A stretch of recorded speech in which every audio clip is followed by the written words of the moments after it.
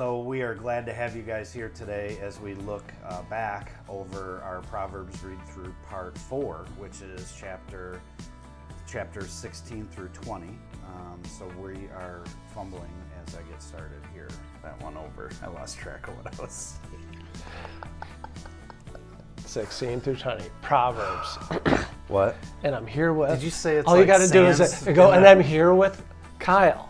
And then you're going to ask me a question about some dumb questions, right? You got a couple of Drain Awards, right? Oh, don't do that. Oh, I referenced the Drain Award. Oh, I know. I saw that one. Oh, was it in that one? It was in the Mark one. Okay. We are so glad to have you guys here with us today as we reflect upon... I'm sorry, Corey. This is rough today. It's a drain. I'm keeping it all in. We are so glad to have you guys here today as reflect... I'm so sorry. Do you want me to do this? No. Okay. Turn the camera over here.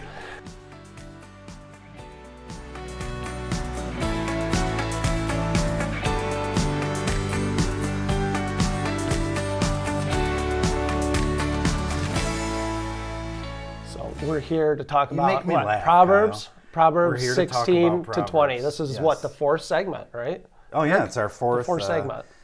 It's our fourth part of our 6-part read through of Proverbs. So yeah, I believe that's over halfway done, as a matter of fact. Am I right? Yeah. Well, once we finish it this week, and they should by the time everyone sees us. That's right. I kind of thought it was all over the place. A lot of like sayings. Yeah, I would agree. Like. So we started out where it was more him talking to his son and walking through a thing, more sequentially. But you're right. I think this one is a lot more, individual sayings, or maybe even 2 or 3 verses that fit together. Mm-hmm. But what I found interesting also, though, I don't know why I'm pointing at you all. I'm sorry. But what I found interesting is that even though you'd find like 1 to 3 verses that fit and then it goes on to something else, you find later on in that chapter or in the next chapter, right, that it revisits it in a different way. Yep. And so you just got to work a little harder to make the connections, but they're certainly there. Am I right? No doubt. Kyle Seidel is here with me today. He is joining me, a buddy of mine, and we've been reading through the book of Proverbs together. We've done it before, actually. Mm-hmm. And we're here to talk about the 4th section of the plan of the read-through, chapters 16 through 20. So what we'd like to do today is to get started with a couple of observations that we had based off of our readings of Proverbs chapter 16 through 20. And so we had talked ahead of time a little bit, Kyle, and you had mentioned some things that stood out to you about the book. So if you don't mind getting us started, we'll take a look together. Just let us know what chapter and section. Yeah, so some of the verses that I really picked up on had to do with like thinking before you speak, right? Not just blurting stuff out. And if you go to Proverbs 18, verse 6 was the first one I wanted, 6 and 7. It says, the lips of a fool bring them strife, and their mouths invite a beating. The mouths of fools are their undoing, and their lips are a snare to their lives. There's just, I can relate to this because I tend to like talk first and think later a lot of times. And sometimes I think, I have to just slow down and go, maybe it's better not to say anything at all. Yeah. Right? There's another verse, Proverbs 16, and it's verse 24. And it says, it's kind of opposite. It's instead of those harsh words or things that just kind of blurt out, it says in verse 24, gracious words are a honeycomb, sweet to the soul and healing to the bones. And, that's one thing that I took out of this was, when guys, you and I are buddies and we joke around a lot and, with our group of friends, we joke around and it seems like we put guys down all the time. We're always like poking at each other. It's like, oh, you're bad at this, you stink at this. And we let each person know and, we push people down as much as we can in a joking manner, right? In a fun manner, right? It's fun. And I'm not saying there's anything wrong with that, but I'm thinking, you read this and it's like gracious words are like a honeycomb, right? Something sweet, something tasty. And that's just something I think as men, we need to let each other know more, right? These gracious words, like just the good things about Eric. Like, Eric, you're great at pulling people together, right? You're always pulling people together and doing these great things and you're inviting people and it's just, you need to hear that, right? And Sure. not just like you're really bad at basketball or something Right. like that. So Which that's not true, just so everybody knows. I'm quite good at basketball, but we'll go there another day. yep. Yeah. Sure. You did have an Air Jordan poster in your office. Yeah, so I of course have a you're way good. about myself that is similar to him, actually, yes, when I'm on the court. But, I think to your point, okay, we do give each other a lot of crap. And I think the reason that we're able to, as buddies, do that is because I think we know where the heart of the other person is. So it's fun to give each other crap and to do that. And like you said, we kind of do it all the time. But at the end of the day, I know that occasionally I'll get a phone call or a text or something mentioned maybe on the side from those same guys, right? Those same buddies that are saying something encouraging, that they're checking in and seeing how I'm doing. They are, asking about something specific that they know is going on, right? And so it's like that gives you the credibility to give me crap, right? And so like I need that because it actually, helps me relax a little bit, be less serious, sometimes because I would tend to be more serious than not, more often than not, I think. And so I need people to, poke at me a little bit, but I also need those people to be the ones that care too. Right. It's like a combination of both. And you had quoted verse 24 of 16. They're like a honeycomb, sweet to the soul and healing to the bones. Like for some people, words of affirmation is their primary love language. Okay, and so a word of affirmation would be something that is sweet as a honeycomb, or is healing to the bones. Like you and I know if we've had a bad day and we come home and our wives ask us how our day is and we let them know a little bit, because we usually don't want to talk a ton about it, admittedly, right? But if we give them a little bit of it and they have some words of encouragement maybe to us or some reminders about why we're doing what we're doing and whatnot, it's healing. For sure. I think it's absolutely healing. For sure. I found another just interesting passage. It's in Proverbs 17, and it's verse 28. It goes back to kind of thinking before you talk, or maybe sometimes not even saying anything at all. It's the closure verse of Proverbs 17, and it says, "Even fools are thought wise if they keep silent, and discerning if they hold their tongues." So it's just like even a fool, right? If they're quiet, right, and they don't respond to something or like blurt out, right? They are the ones who, are thought to be wise at that moment. So I think there's a lot of wisdom in sometimes just not opening your mouth right away, right, and just kind of sitting on it. So that's kind of what I took out of these verses. There's a lot of stuff kind of all over the place. There's a lot of sayings. But there's some good stuff in here, right? I would agree. I think the difficult part I have with the example that you just gave out of 17 at the end there has to do with feeling like I'm somebody who likes to be genuine, truthful, authentic. These are words that when people look at me, I hope they see that. I'm not trying to be anybody else. I'm not I don't want to have a facade that portrays something other than who I am, right? And so because we like to be true to ourselves, because we like to be honest, then I think what comes along with that is the fact that we say everything. I do more than too. I should. I do too. And I will say this, and I don't know if you've ever had these moments where you've actually noticed, but there's been times where I've been in the company of others, I've had a thought, and I chose not to say it, and instead I repeated it to myself in my own head and was like, I'm really glad I chose not to say that. It wasn't necessary. Right. And it wasn't beneficial. It may have even, caused people to either stumble or go backwards, so to speak. I think just pausing there's a lot of value in that, but I don't think it's easy at all. It's not easy for me. It's not for me either, because my first instinct is to, Right. hey, I know what to say. I'm going to say it right now, and I say it. And then sometimes it's not in the best context, right? Yeah. Because sometimes it can, make it hurt other people, right? That's true. So that's true. The area that stood out to me happened to be in Proverbs 18, so a chapter or two later from the ones you were in, right? But right in verse 1, an unfriendly person pursues selfish ends, and against all sound judgment starts quarrels. Verse 2, fools find no pleasure in understanding, but delight in airing their own opinions. And so opinions are like, I'll say it this way for this.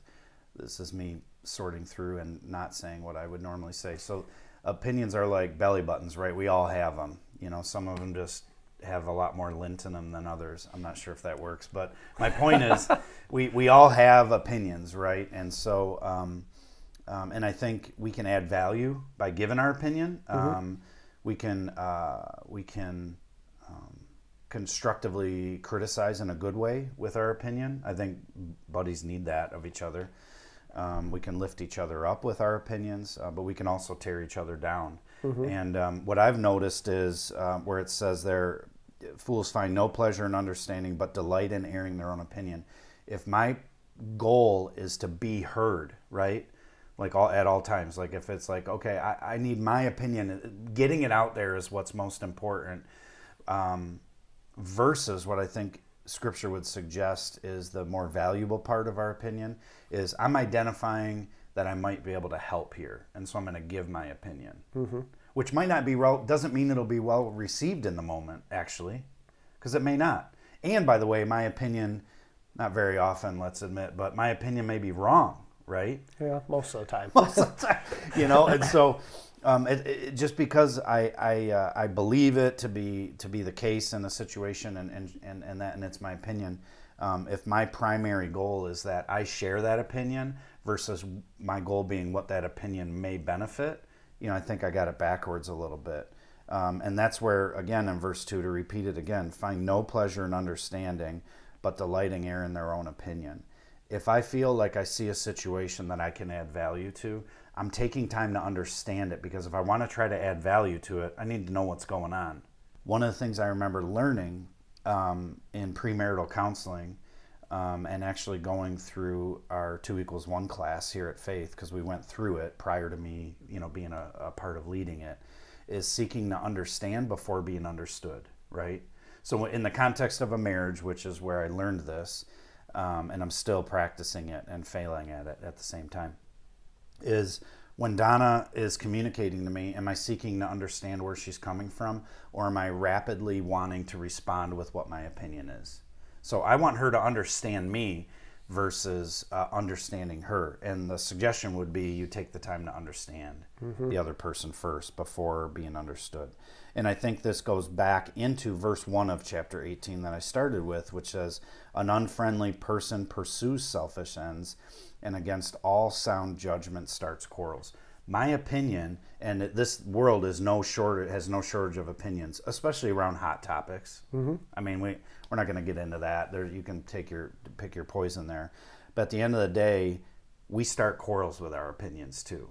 For sure. Right? For sure. And so I got to look at it's like, what's the purpose of me sharing my opinion? I think that's, and that really goes back to what you were saying with what stood out to you is, am I just saying it, or am I thinking about it first? Because I might not say it if I think about it. Right.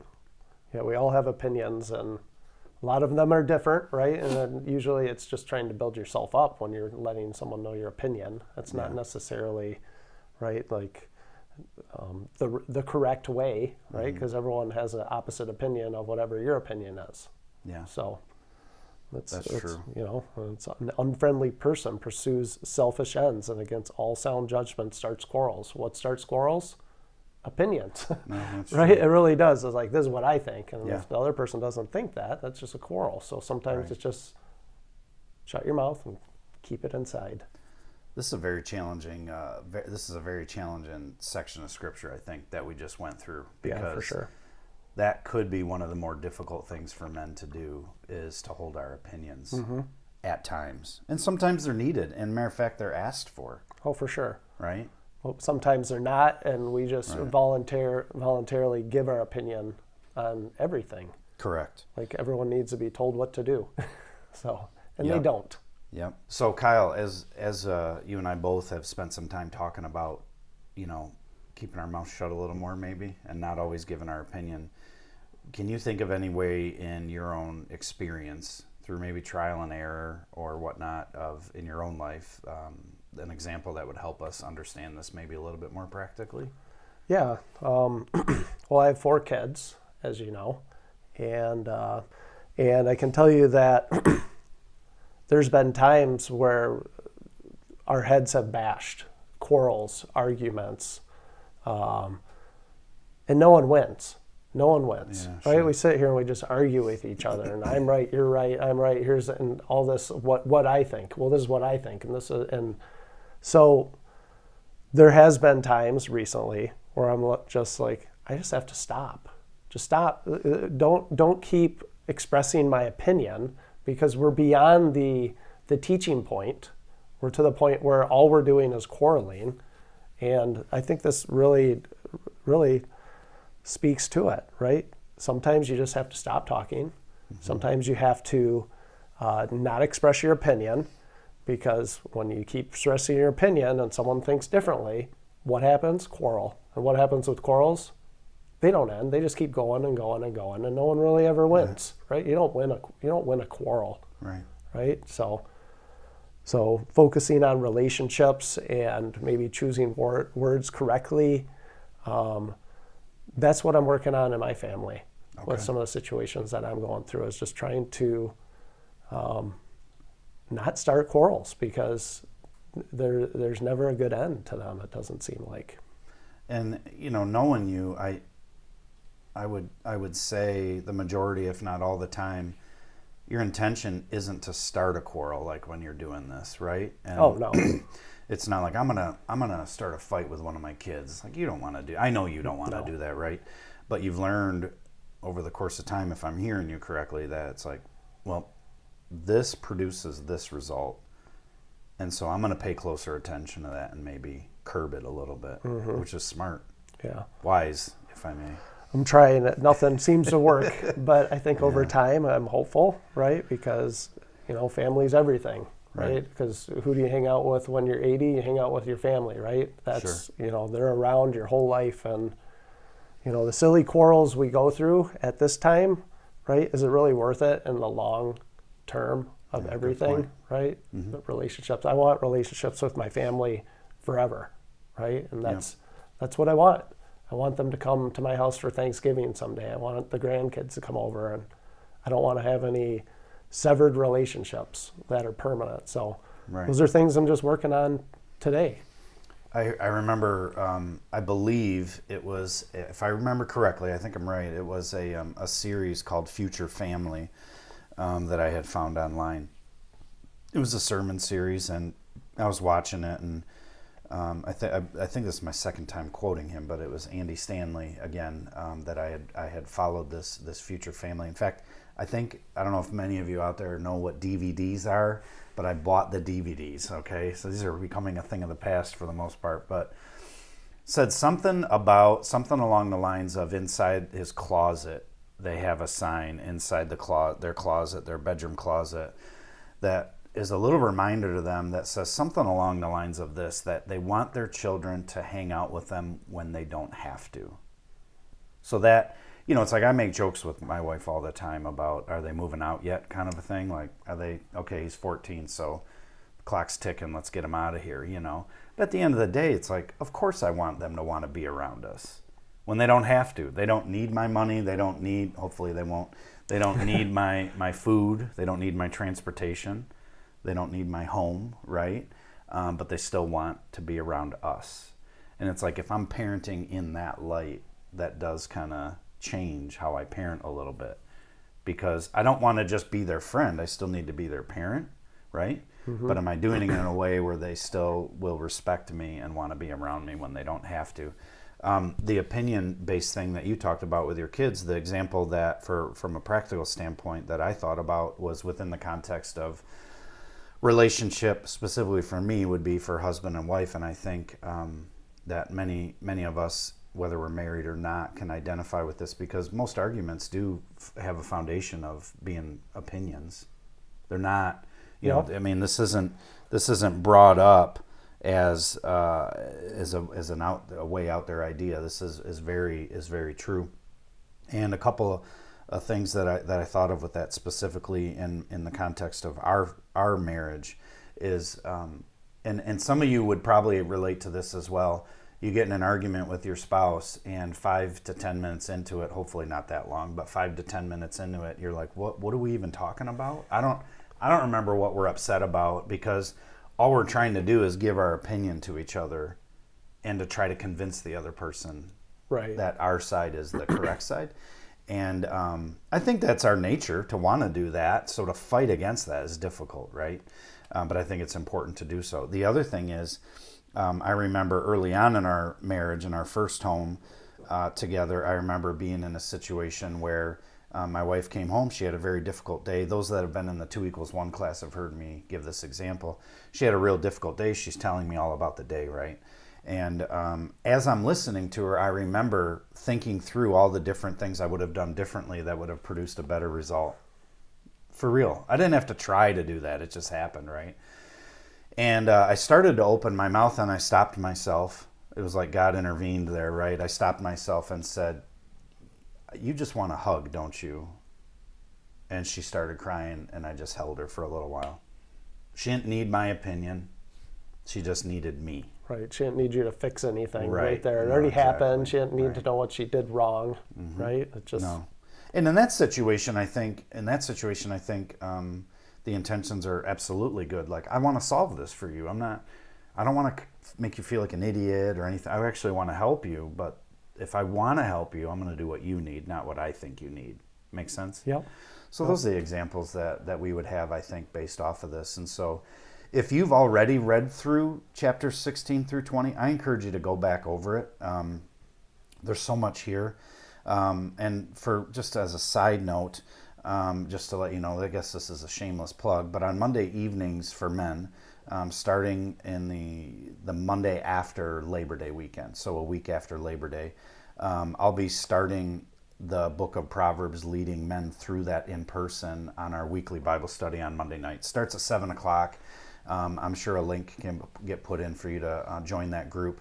But I'm going to go through this again for a third time in my recent history, because there keeps being new stuff that jumps out that's helpful. And so I encourage you to go over it more than once. If this is your first time kind of hearing about our read through and you haven't done anything yet, don't feel bad. Just click the link below again for a different link for the read through, and you can join us at any time. You don't have to feel like you got to get caught up. We just want you to be in the Word with us, and we know that there's value in being in the Word together, because then we can talk about it. And I invite you to do so. So thanks for joining us again this week. We'll see you again next week with another guest of honor, and we'll talk about the next section of Proverbs. You guys have a good one. Take care. Thanks. I'm a guest of honor. Thank you. That's right.